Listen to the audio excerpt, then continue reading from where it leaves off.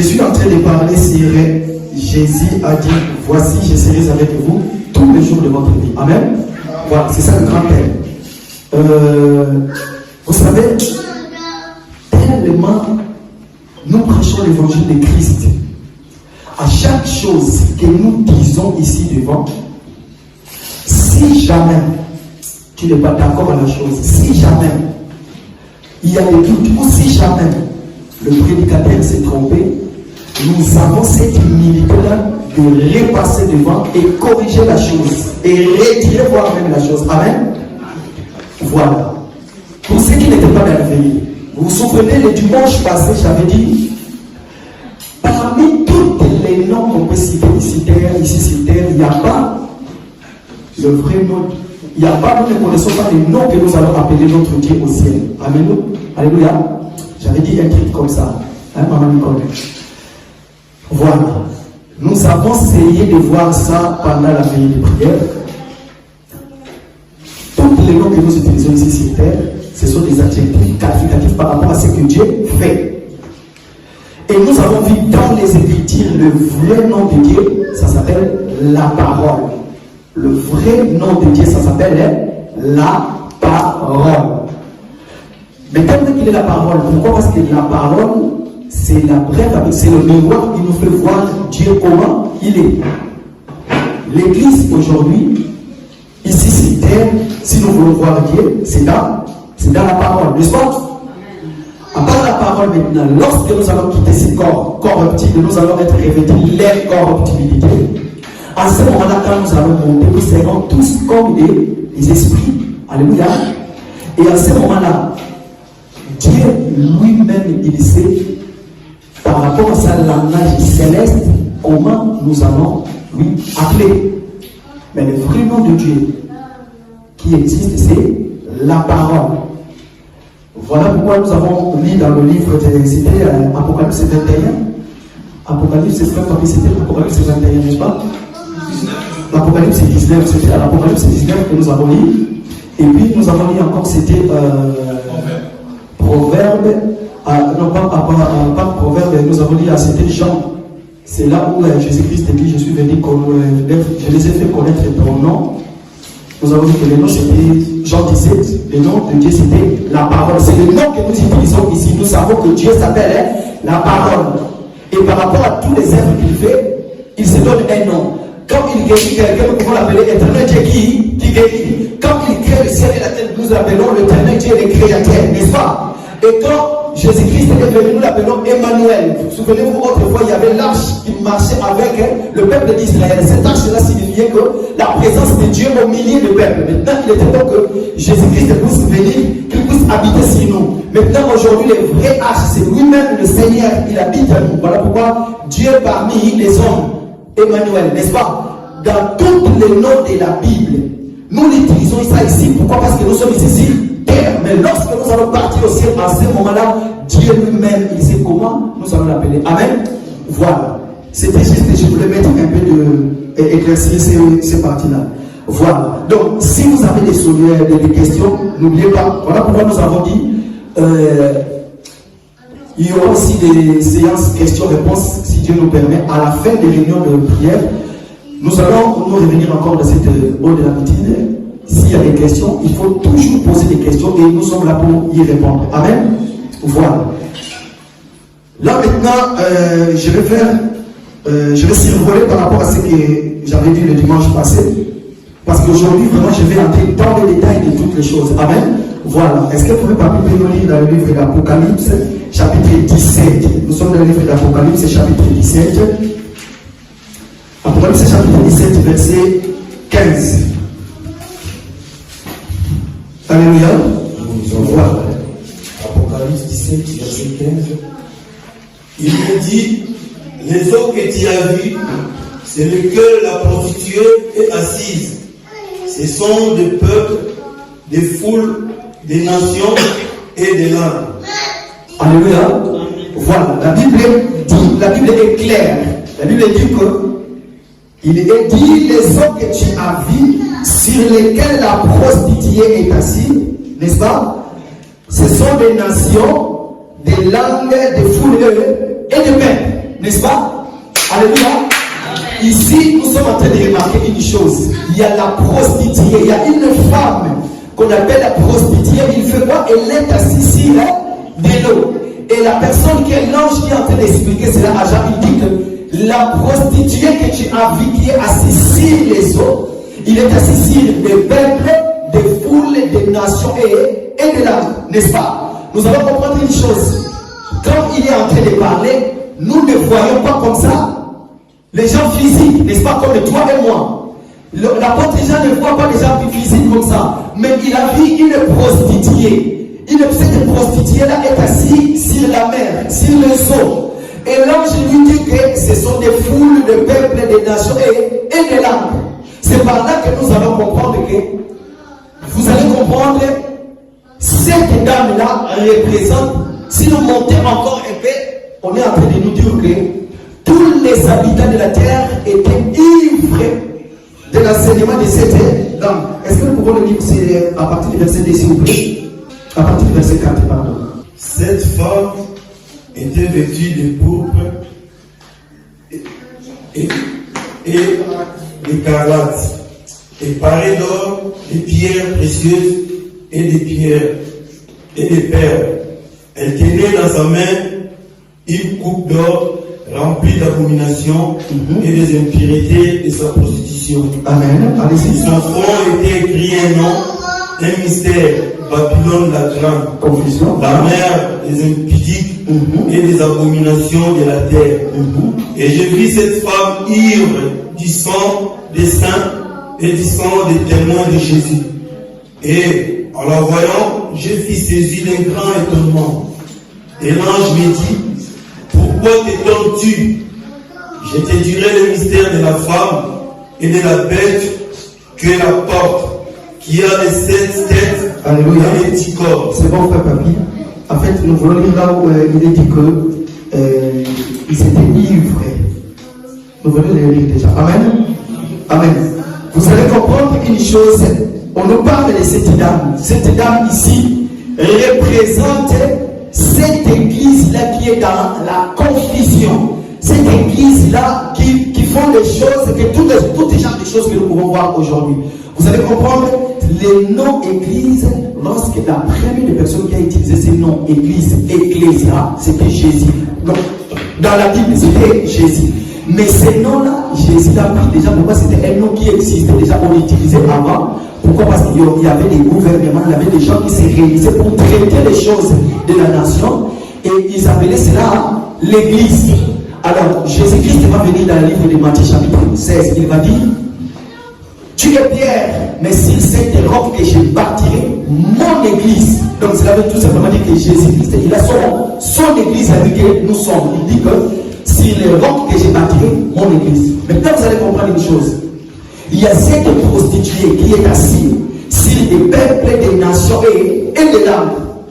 Mais cette prostituée-là, il a un enseignement que tous les hommes puissants de ce monde, ou que ce soit faible, sont ivres de son enseignement. Et voilà pourquoi c'est nommé Babylone la grande. Donc ça veut dire confusion. Maintenant, qu'est-ce qui se passe? Nous allons comprendre. Là, moi, je ne vais pas entrer vraiment dans ce qui est le rôle de la femme, mais je voudrais tout simplement montrer que de l'eau dont nous sommes en train de parler, c'est là-bas. La Bible nous dit que ce sont des peuples, des foules, des nations et des langues. Pourquoi nous avons dit ça? Pourquoi? Parce que la Bible nous fait voir que dans la Bible, de l'eau signifie aussi la parole. Alléluia. De l'eau signifie aussi la parole. Dans le livre des Jean, vous allez comprendre, lors de la fête des Cana, Jésus va venir, il va dire, c'est lui, après la fête, les gens ont mangé, ont bu, mais lui, il va venir en disant encore, c'est lui qui a soif, qu'il vienne boire. Je lui donnerai les sources. La source, c'est donc qu'il est arrivé. Jamais. De ce moment-là, nous allons comprendre qu'il parlait de la parole.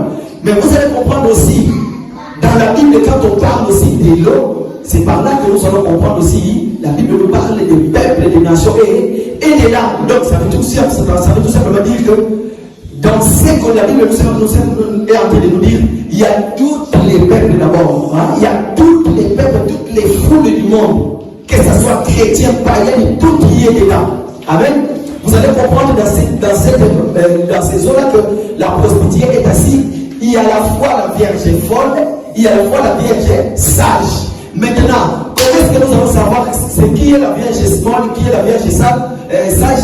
C'est lorsque l'ange va parler, va dire voici l'époux, allez à sa rencontre, n'est-ce pas? Même aujourd'hui, en ce moment que nous sommes là, vous savez, nous sommes tous une église, corps du Christ. Nous sommes ici en train de prier, n'est-ce pas? Mais parmi nous, nous allons prier Dieu qu'il ne puisse pas avoir des vierges folles parmi nous. Ma prière est que parmi nous, qu'il puisse avoir des vierges sages. Mais lorsque le Seigneur apparaîtra, lorsqu'on sonnera la trompette, on dira voici l'époux, allez à sa rencontre. En ce moment-là, nous allons savoir oh là là, toi là, tu étais la Vierge folle. Oh là là, elle là, c'était la Vierge sage. N'est-ce pas? Mais par contre, par rapport à l'enseignement, par rapport à ce que nous faisons ici sur terre, nous pouvons déjà savoir qui est vierge folle, qui est vierge sage, par rapport à l'enseignement. Pourquoi? Parce que c'est l'enseignement qui fera que nous puissions monter les jours de l'enlèvement. Alléluia. Vous allez comprendre une chose. L'enlèvement, la Bible nous dit que cherchez premièrement le royaume du ciel. Et que nous, ici, nous parlons du royaume du ciel. Voilà pourquoi le diable ne peut pas nous réclamer le jour de l'enlèvement. Vous savez pourquoi? Parce que nous parlons de l'époux. Nous parlons de là où nous allons retourner dans notre demeure, notre maison auprès de Dieu. C'est ça que nous parlons. Mais là où à chaque fois on nous parle, il faut donner autant pour être béni. Il faut acheter des je ne sais pas quoi pour mettre la promesse là. Pourquoi? Parce que toute l'année vous allez être bénis. Il faut prier pour que les serpents sortent de vos corps. Non, nous ne prêchons pas ça. Le diable dit, le Seigneur dit, voici, oui, le Seigneur qui dit, voici le prince de ce monde, il vient, mais il n'y a rien de lui à moi. Il suffit que tu puisses avoir quelque chose de l'ennemi. En ce moment-là, le diable va vous réclamer. Alléluia. Le diable va vous réclamer. Pourquoi? Parce que tous ceux qui vont être enlevés le jour de l'enlèvement, ils ne seront pas réclamés par le diable. Vous savez pourquoi? Parce que ces gens-là, ils n'ont rien de terrestre. Ils ont comme des rassoles en dessous de leurs pieds. Vous savez, les rassoles, si vous la pouillez comme ça, et lorsque vous allez le lâcher, qu'est-ce que ça va faire? Ça va faire monter. Alors, tous les enfants de Dieu, nous avons des rassoles spirituelles qui vont nous aider à voler, à monter pour aller auprès de Dieu. Mais vous allez comprendre une chose. Tous les enfants du diable, ils ont les mains du diable qui vont les attirer. La terre va les réclamer. Non, toi tu as quelque chose qui m'appartient. Tu ne peux pas monter. Parce que toi tu m'appartiens à moi. Je suis dans le livre d'Égypte. La Bible dit comme ça. Que l'ange Michael a discuté les cordées de Moïse. Vous savez pourquoi? Pourquoi? Parce que Moïse, à la place de frapper une seule fois la verge, il avait frappé deux fois avec colère. Et à ce moment-là, lorsque Moïse est mort, il est parti. Pourquoi? Parce que Moïse était enterré par les anges, enterré par lui-même Dieu. Vous allez voir à ce moment-là, l'ange Michael va venir discuter son corps. Et qu'est-ce que le diable va dire? Moïse m'appartient. Pourquoi? Parce qu'il a quelque chose de moi. Mais aujourd'hui, laissez-moi vous dire, tel que nous sommes là, l'église de Christ, sachez que la Bible nous dit que le diable est l'accusateur, et c'est notre accusateur. Il peut t'arriver pour un enfant de Dieu et que tu tombes dans le péché, mais un enfant de Dieu ne reste pas dans le péché. S'il y a quelque chose qui ne va pas en ce moment-là, l'homme intérieur qui est le Saint-Esprit qui habite à toi, il va te rappeler que tu es dans le péché. Répands-toi. Et lorsque tu vas te repentir, s'il arrive que l'enlèvement puisse avoir lieu en ce moment-là, le diable ne peut pas te réclamer. Pourquoi? Parce que tu es lavé par le sang de l'agneau. Il n'y a rien de diable en toi et le diable ne peut pas te réclamer. Donc ici, je voulais souligner une chose. Dans la mer, vous allez comprendre, il y a toutes les choses, toutes les sortes de chrétiens. La preuve année, il y a des versets de la Bible que je vais survoler comme ça. Souvenez-vous que la Bible nous parle de Pierre. Pierre est un grand pêcheur, spécialiste, professionnel. Et Pierre va aller faire la pêche. Mais lorsque Pierre va jeter son filet dans la mer, quand il va tirer la filet de la mer, qu'est-ce qui va arriver? Pierre va tirer toutes les sortes de poissons que Pierre va mettre sur son barque. Et dans cette barque-là, c'est dans le même barque que Jésus va venir, va faire quoi? Va dormir. Donc ça veut tout simplement dire que dans la barque de Pierre, lorsque Pierre va lancer le filet dans la mer, lorsqu'il va commencer à tirer le filet, il va tirer toutes les sortes de vierges, que ce soit les vierges folles, que ce soit les vierges sages. Mais qu'est-ce qui va arriver? Lorsque tous les poissons vont arriver dans la barque de Pierre, en ce moment-là, Pierre va commencer à trier tous les poissons qu'il n'a pas besoin. Qu'est-ce que Pierre va faire? Il va les retourner dans l'eau. Est-ce que vous êtes d'accord avec moi? Ça veut tout simplement dire aujourd'hui, l'église du Seigneur, lorsque nous sommes en train de prêcher, il y a toutes sortes de chrétiens qui vont venir.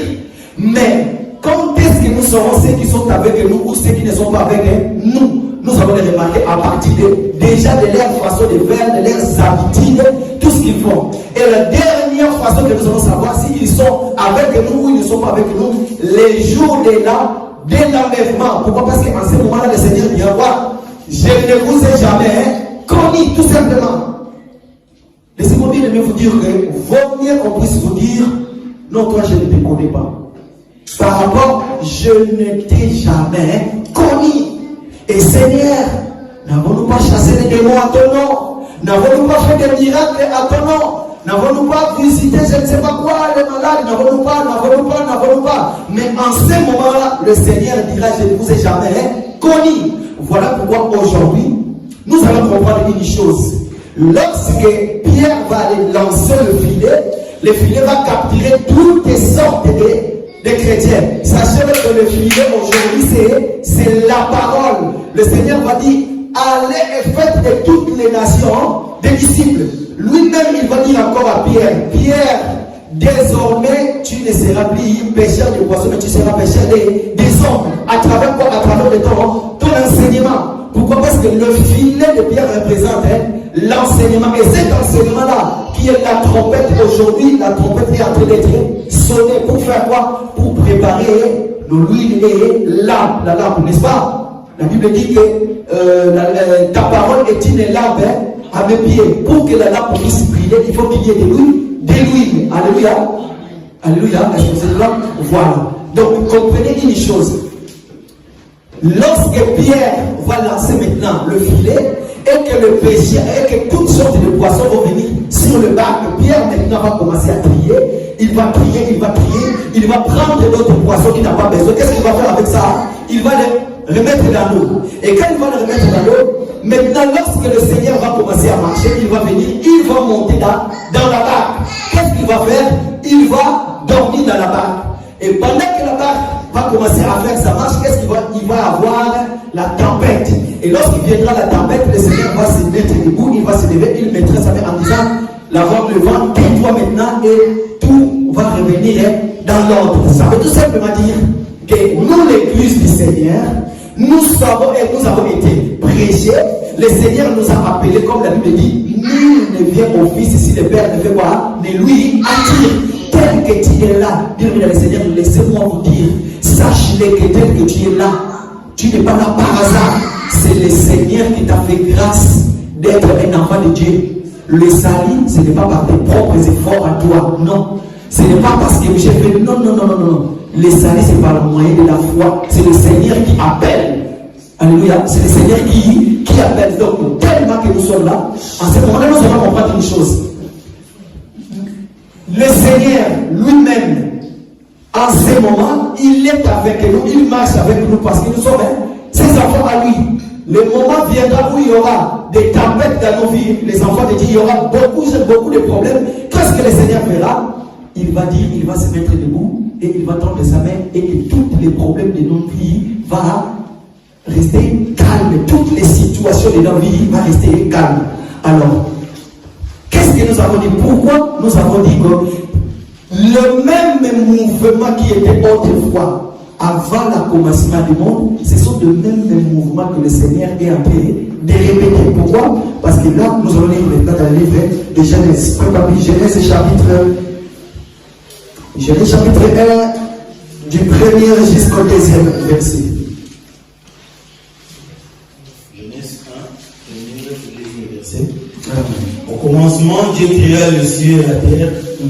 La terre était informe et vide. Il y avait des ténèbres à la surface de l'abîme, et l'Esprit de Dieu se mouvait au-dessus des eaux. Alléluia.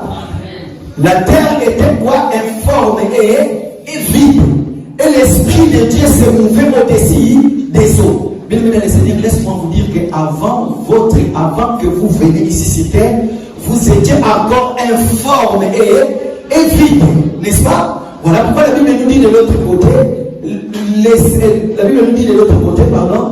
que le prostitué était assis sur la mer, n'est-ce pas? Il était assis sur la mer. Maintenant, les choses vont changer. De ce côté de la Genèse, on nous dit que l'Esprit de Dieu mouvait au-dessus des eaux. Amen. L'Esprit de Dieu mouvait au-dessus des eaux. Or, nous allons comprendre une chose. L'Esprit de Dieu ne peut que mouver au-dessus des enfants de Dieu. Si vous n'êtes pas un enfant de Dieu, sachez que l'Esprit de Dieu ne se mouvera pas au-dessus de vous.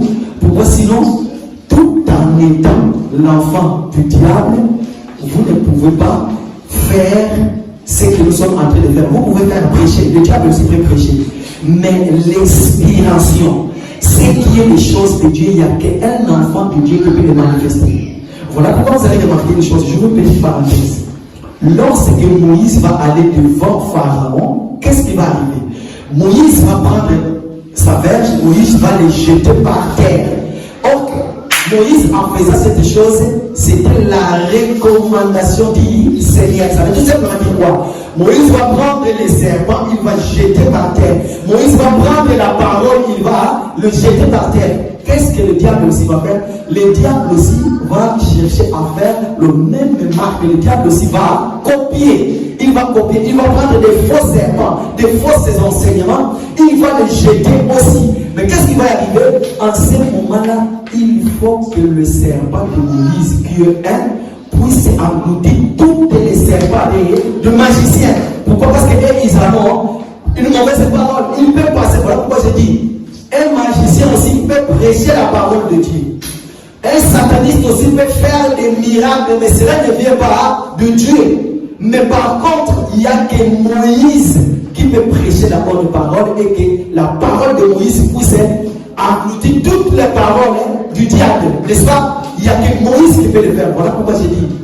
Vous allez comprendre de l'autre côté, la prostituée aussi, elle a son enseignement à lui. Pourquoi? Parce que les gens de ce monde sont ivres de cet enseignement. Comme vous le voyez aujourd'hui, laissez-moi vous dire, tel que nous sommes là, tout simplement parce que nous ne prophétisons pas pour vous dans le sens que tu vas aller en Chine, tu vas jeter le conteneur, tu vas venir vendre je ne sais pas où.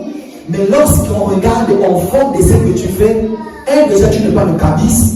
Deux, déjà, tes affaires à toi que tu vas acheter, je ne sais pas où, et que tu viens de vendre à l'église, comme à l'époque de la Bible, on nous dit qu'il y avait des gens qui vendaient des pigeons dans les temples. Amen. Et aujourd'hui aussi, ça existe. N'est-ce pas? Mais vous allez comprendre une chose. Quand les gens font cela, et les pasteurs vont oser dire, tu vas aller de l'avant, je vois, je ne sais pas quelqu'un, le Seigneur est en train de me montrer ceci. La personne, c'est une prostituée qui va se prostituer en ville. Et quand il vient à l'église, pourquoi? Parce qu'il donne les offrandes, parce qu'il donne, je ne sais pas, la Bible, je ne sais pas quoi, qu'est-ce qui va arriver? Et on va prophétiser pour lui. Et il y aura même les gens qui vont venir dire, papa, est-ce que Dieu t'a parlé de ma part? Et à ce moment-là, il y a, même s'il n'avait rien pour vous dire, tellement qu'il a l'habitude de votre argent à vous, qu'est-ce qu'il va faire? À ce moment-là, il va improviser. Écoutez ma fille, écoutez mon fils, Dieu a dit ça. À ce moment-là, vous allez comprendre tellement ils ont le même esprit. Ce n'est même pas l'esprit de Dieu. Qu'est-ce qui va se passer? Et la personne va faire des mouvements que tout le monde connaît. La personne, pour amplifier la chose, pour donner la beauté de la chose, et à ce moment-là, vous savez qu'est-ce qui va se passer? Comment les gens agissent à ce moment-là? Ils n'ont pas l'esprit de Dieu. Ils vont chercher à faire ce que le Seigneur nous montre, ce que le Seigneur nous donne. Mais par contre, lorsque cela vient du Seigneur, lorsque cela vient de Dieu, vous allez comprendre une chose. Quand c'est la prophétie, quand c'est la mouvance du Saint-Esprit dans l'église, quand c'est quelque quelque chose qui est inspiré à Dieu, à ce moment-là, la chose fait en sorte que toute personne qui est là, au lieu de se retirer, mais à ce moment-là, même si tu dormais, la chose va te faire réveiller et la chose va te faire pousser auprès de Dieu. Pourquoi? Parce que la chose vient de Dieu. Mais dans l'assemblée, laissez-moi vous dire, nous avons vu des choses pareilles. Et je me souviens, nous avons parlé de cela aussi le vendredi en veille de prière.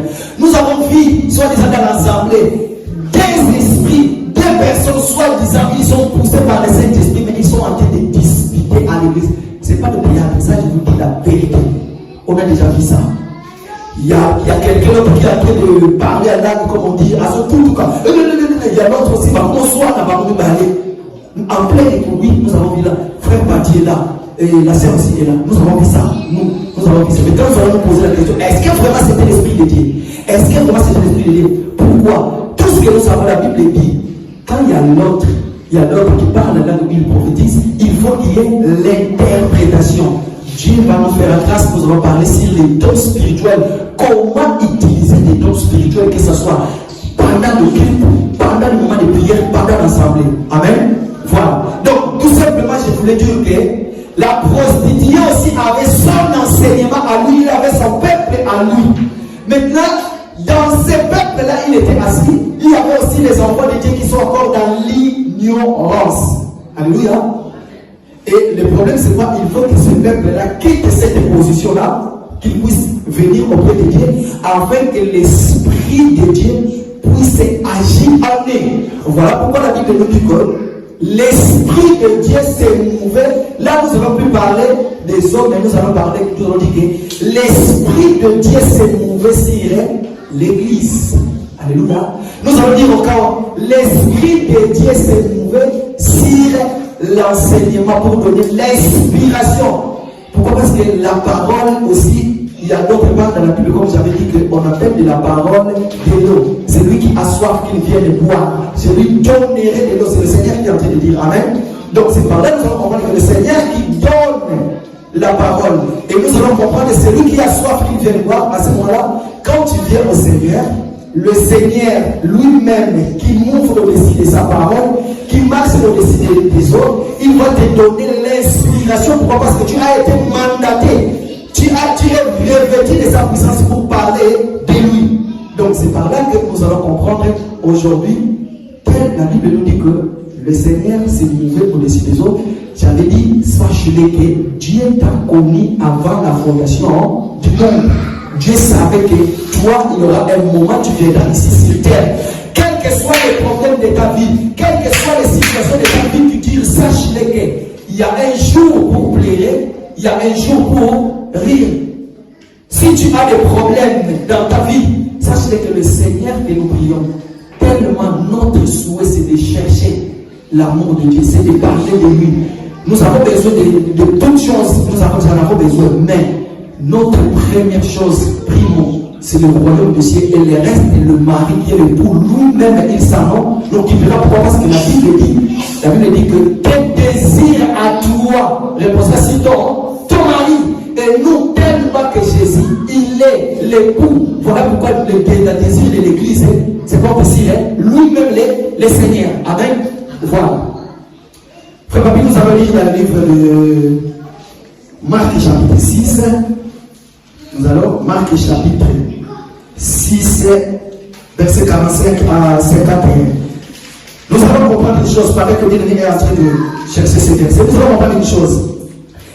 C'est le même esprit qui mouvait autrefois au-dessus des autres, maintenant l'autre va changer. De l'autre côté, on nous parle de la mouvance. Ça veut tout simplement dire, lorsque quelque chose mouve au-dessus, ça veut dire que la chose ne touche pas, mais il y a le mouvement, il mouve. Mais sauf qu'il y a des changements maintenant. De l'autre côté, nous avons vu que l'Esprit de Dieu s'est mouvé au-dessus des autres. Maintenant, remarquez, qu'est-ce que la Bible va nous dire? On y va faire parler. Marc 6, verset. Marc chapitre 6, à partir du verset 45 jusqu'à 51. Aussitôt après, il obligea aux disciples à monter dans les barques et à passer avant lui de l'autre côté. vers Bethsaïda, pendant que lui-même renverrait la foule. Quand il lui envoyait, il s'en alla sur la montagne pour prier. Le soir étant venu, la barque était au milieu de la mer, et Jésus était seul à terre. Il vit qu'il y avait beaucoup de peine à ramer, car le vent, l'air était contraire. À la 4e veille de la nuit environ, il alla vers eux, marchant sur la mer, et il voulait le dépasser.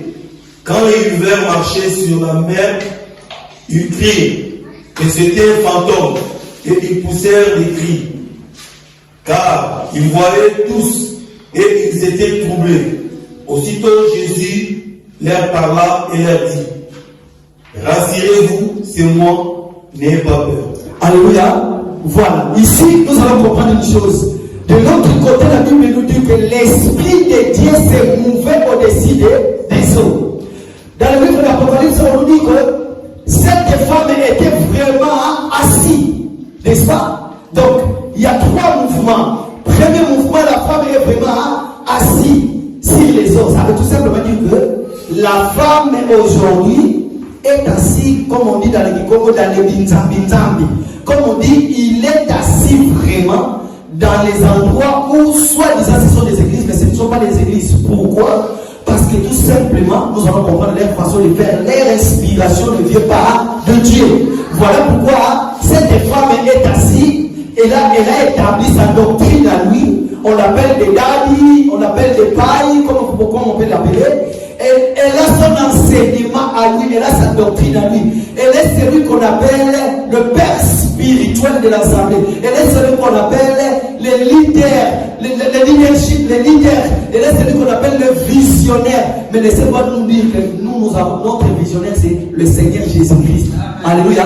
Notre visionnaire, nous, c'est le Seigneur Jésus-Christ. Voilà pourquoi nous ne prêchons pas n'importe quel enseignement, mais nous prêchons l'enseignement du Seigneur Jésus-Christ. Nous prêchons l'évangile de Christ. Cet évangile que nous prêchons par rapport à cet évangile-là que nos anciens, les apôtres, ont réussi et ils ont prêché cet évangile.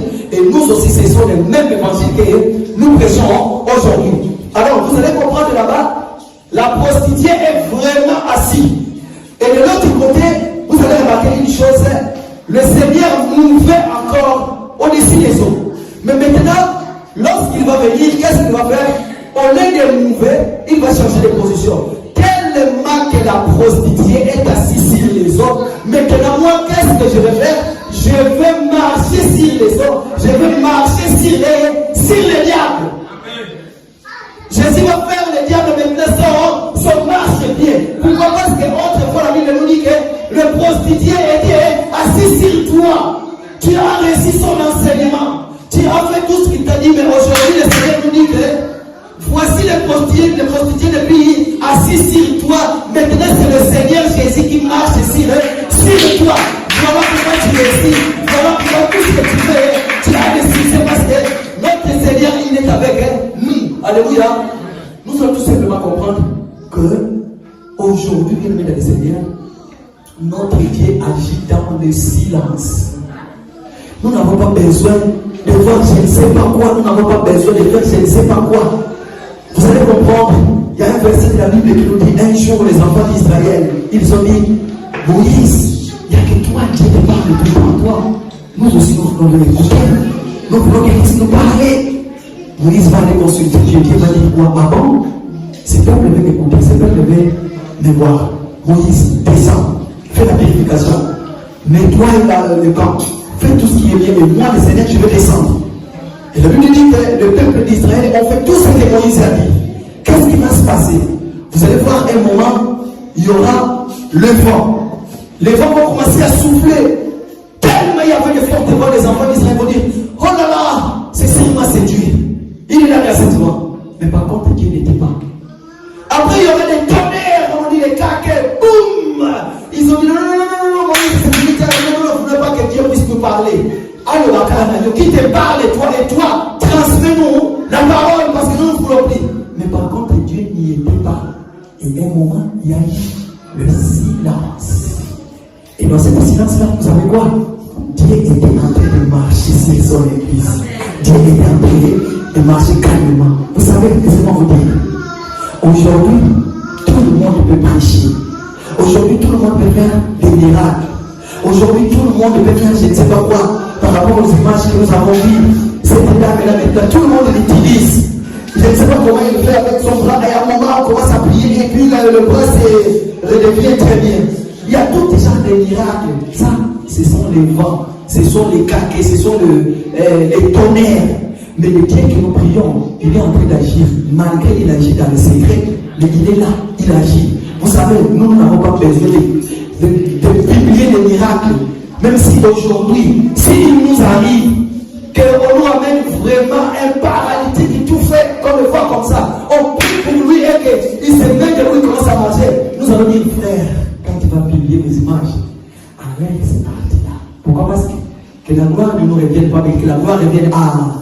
Pourquoi? Parce que nous n'avons rien, fait. Nous n'avons pas le pouvoir ni l'autorité de faire un paralytique, un muet ou un aveugle physiquement puisse ouvrir la vie. Il y a que le Seigneur puisse faire ça. Dans toutes ces choses, nous allons dire, nous sommes que des instruments inutiles que le Seigneur a pris, qu'il a utilisé parce qu'en tout moment, il peut nous écraser, il peut faire tout ce qu'il veut faire de nous. Donc, c'est par là que nous allons comprendre que le vent, aujourd'hui, il y en a partout. Les fausses miracles que vous voyez, ce sont des vents. Les tonnerres, ce sont des fausses messages que nous voyons aujourd'hui. Ça existe. Mais nous, là où il y a le vrai époux, là où il y a les cadavres, c'est là où les colombes se rassemblent. Pourquoi nous, ici, nous mangeons le corps de Christ et nous buvons le sang? Il n'y a pas que autrefois comme c'était le pain physique. Mais aujourd'hui, si tu veux suivre Christ, il faut boire son sang, et manger son corps. Les gens ne vont pas venir. Mais par contre, si aujourd'hui parmi nous, Dieu merci, si quelqu'un ose le faire, tu es au campagne.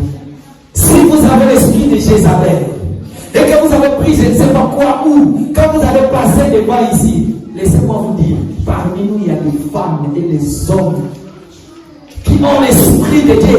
Ils ont les millions, ce sont les aigles. Quand il va monter, il va commencer à vous regarder comme ça. Il va vous dire, frère, tu n'es pas de nous.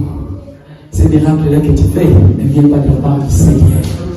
À partir d'aujourd'hui, il n'y a plus de toi. Mais tellement que nous avons l'esprit de Dieu, nous avons l'esprit, le Seigneur nous a fait grâce de comprendre Jésus des choses. Mais le Seigneur, pour terminer mon message, je vais dire ceci. Quelles que soient les souffrances de ta vie, tous les genres de problèmes de ta vie, pour toi, même si tu vois que ça dit, sache que le Seigneur agit dans les silences. Il peut y avoir des miracles, des ticotacs, je vais les appeler des ticotacs. Aussitôt proclamé, aussitôt fait. Il peut y avoir aussi. Aussitôt qu'on dit, soit guéri, tu as guéri immédiatement, instantanément. C'est ça qui arrive. Mais il peut y avoir aussi la progression. Aujourd'hui, demain. Tous les gens, les problèmes devant notre Dieu, il n'y a pas de maladie incurable. Il n'y a pas de maladie qui n'a pas de nom. Il n'y a pas de problème qui n'a pas de nom. Sache-le que dans ta vie, tellement que le Seigneur nous a dit, et voici, je serai avec vous tous les jours de votre vie jusqu'à la fin. Tout ce que toi tu as à faire, c'est de marcher selon la volonté de Dieu. Et quand tu auras des problèmes, tourne le regard vers le Seigneur. Dis-lui, Seigneur, regarde-moi tel que je suis. Je suis dans ta volonté. Papa, pourquoi ce genre de problèmes? Pourquoi ce genre de situations? Rappelle-lui ses promesses. Vous savez, la faiblesse de Dieu, c'est quoi? La faiblesse de Dieu, c'est quand on marche, c'est par rapport à la vérité de la parole et on fait ce qui est mieux pour lui. Rappelle-lui ses promesses. Dans l'analogie de la foi, je parle de l'analogie de la foi, dans la croyance. Dans la croyance, croyez-le que toutes les promesses de la Bible sont pour nous les enfants de Dieu et c'est oui et amen.